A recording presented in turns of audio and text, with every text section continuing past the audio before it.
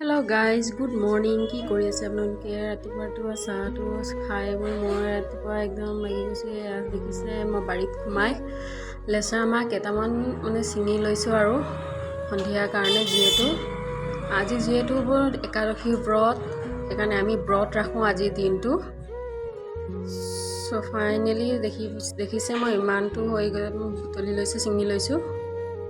তাৰপিছত দেখিছে মই গা পা ধুই একদম হেৰি হৈ ফুৰিছোঁ। তাৰপিছত ফুল কেইটামান ছিঙি আনি তাৰপিছত মই মালা বনোৱাত ব্যস্ত হৈ গৈছোঁ আৰু যিহেতু ঘৰৰ কাম গোটেইকেইটা শেষ কৰিলেও অলপ আছে আৰু বাকী। তাৰপিছত প্ৰথমতে মই গা পা ধুই এতিয়া মালাটো বনাই থৈ দিওঁ আৰু এতিয়া মোৰ সহজ সোনকালে হৈ যায় আৰু।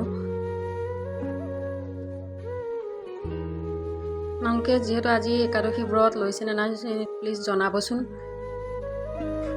তাৰপিছত দেখিছে আপোনালোকে মই পূজাৰ আগতে মই ৰুটি কেইটামান বনাই থৈ দিম।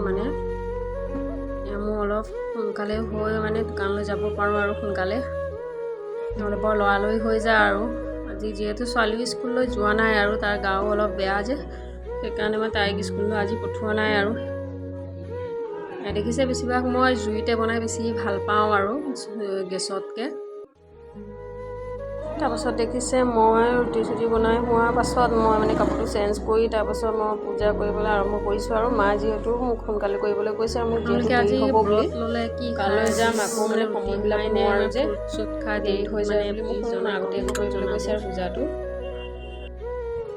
সেইকাৰণে মই প্ৰথমতে কৰি লৈছোঁ আৰু তাৰপিছত মায়ে কৰিম বুলি কৈছে আৰু।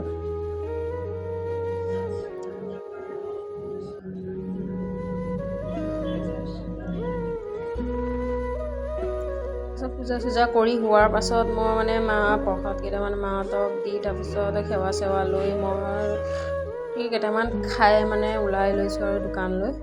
ত' আজিৰ কাৰণে ইমানতে সামৰিছোঁ আৰু। আপোনালোকৰ কেনেকুৱা লাগিছে প্লিজ লাইক কমেণ্ট শ্বেয়াৰ কৰি দিব। আশা কৰোঁ আপোনালোকৰ সকলোৰে একাদশী কৃপাত আপোনালোকৰ সকলোকে মংগল কৰক। চ' আজিৰ কাৰণে ইমানতে সামৰিছোঁ। Bye bye.